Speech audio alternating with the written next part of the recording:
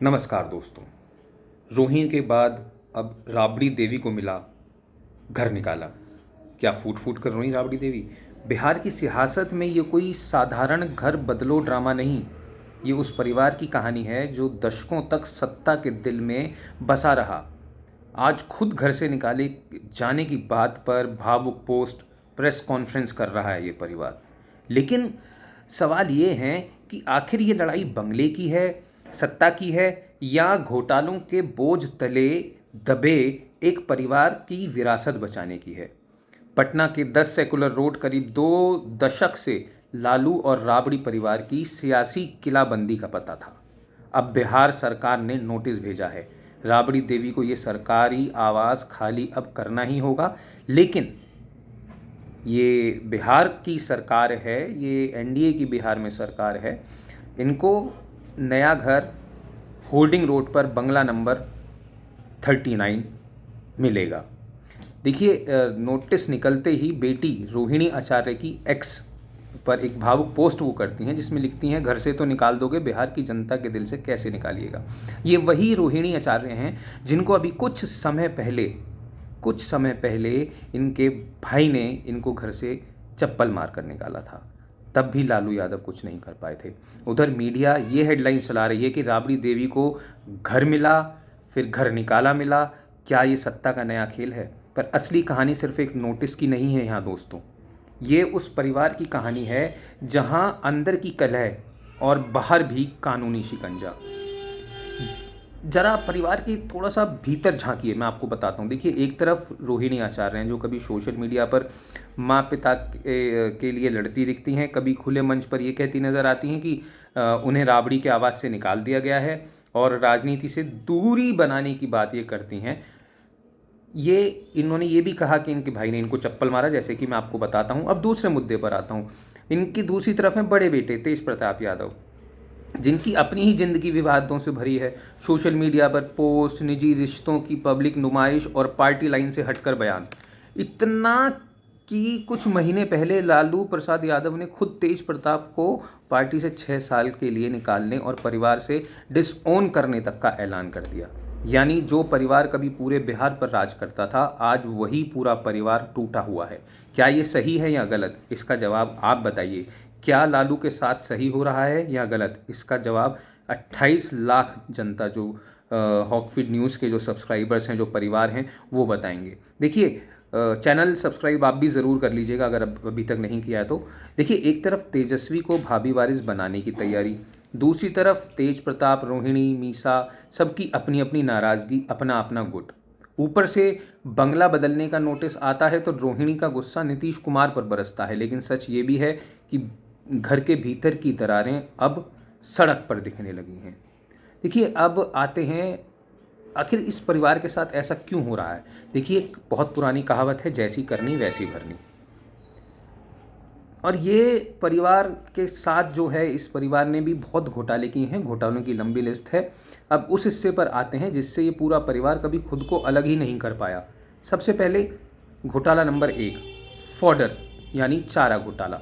90 के दशक का वो घोटाला जिसमें पशुओं के चारे के नाम पर सरकारी खजाने से करोड़ों निकाल लिए गए।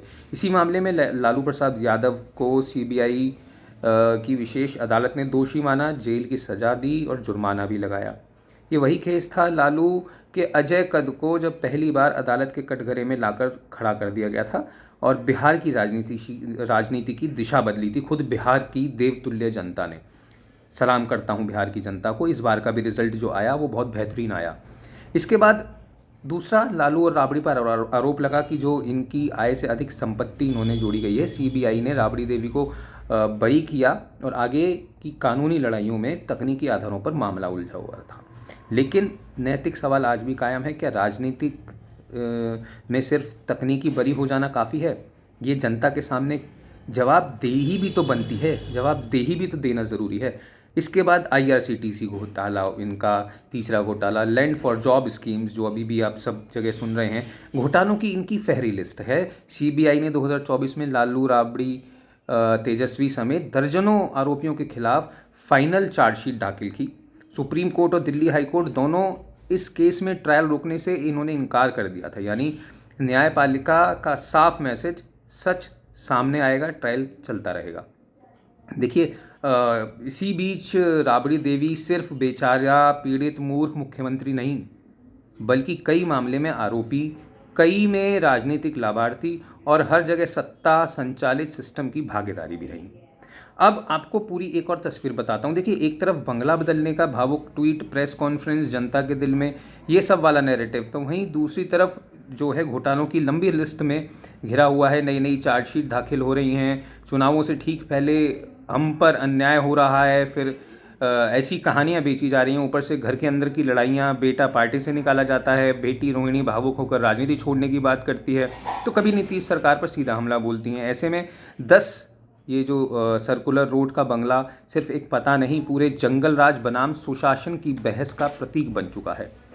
तो क्या वाकई, एक पंच लाइन मैं आपके सामने साझा करना चाहूँगा कि तो क्या वाकई में ये मामला सिर्फ एक बुजुर्ग पूर्व सीएम से घर छीनने का है, या फिर ये उस पुराने राजनीतिक वीआईपी कल्चर पर चोट है, जहां हार के बाद भी सालों तक सरकारी बंगले सुरक्षा और सुविधा के नाम पर सिर्फ नाम के दम पर कब्जा बनाए रखा जाता है, जिस पर आज जब बिहार की आम जनता महंगाई से जूझ रही है, युवाओं को नौकरी नहीं मिल रही है, तब सारा शोर किस पर है?